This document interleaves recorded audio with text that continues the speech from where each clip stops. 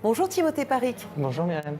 La décroissance, qu'est-ce que c'est? C'est le contraire de la croissance? C'est pas exactement le contraire de la croissance, vu que le contraire de la croissance, ce serait plutôt la récession. Moi, j'aime bien comparer entre un régime et une amputation. Dans les deux cas, on perd du poids, mais c'est pas la même chose. La récession, c'est l'accident économique.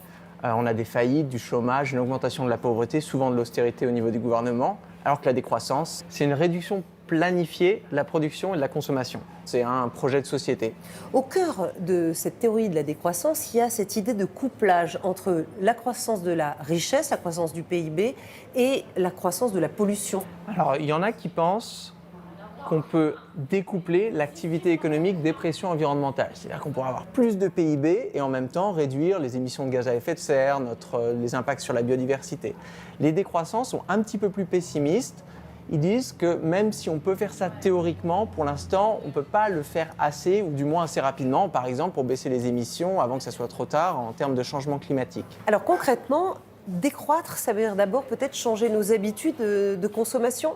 Oui, c'est ça. Moi, j'aime bien parler de simplifier les besoins d'une certaine manière, en faisant l'inventaire et en traçant une ligne entre l'essentiel et le superflu.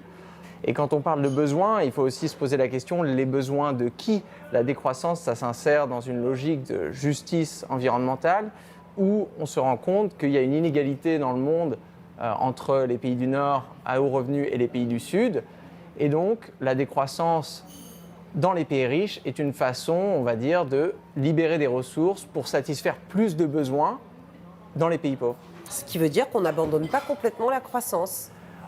On recentre la croissance comme un phénomène temporaire. La croissance, tout comme la décroissance d'ailleurs, c'est des phénomènes d'ajustement pour atteindre une économie stationnaire qui parvient à satisfaire tous les besoins de la population sans venir dégrader la qualité de son environnement, sans prendre le risque de détériorer la capacité des générations futures et des autres à faire de même.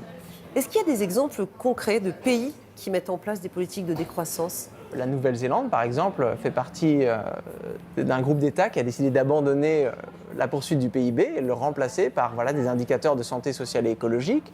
En France, on a l'économie sociale et solidaire, avec beaucoup d'entreprises de coopératives à lucrativité limitée qui se concentrent sur la satisfaction des besoins et qui ont pris une distance par rapport à la maximisation des bénéfices. Ça, c'est de la décroissance. On peut aussi trouver beaucoup d'exemples de transition towns, comme on les appelle en Grande-Bretagne. Voilà, des communautés avec des monnaies locales, des banques de temps, des réseaux d'entraide qui représentent bien cette économie post-capitaliste de la décroissance.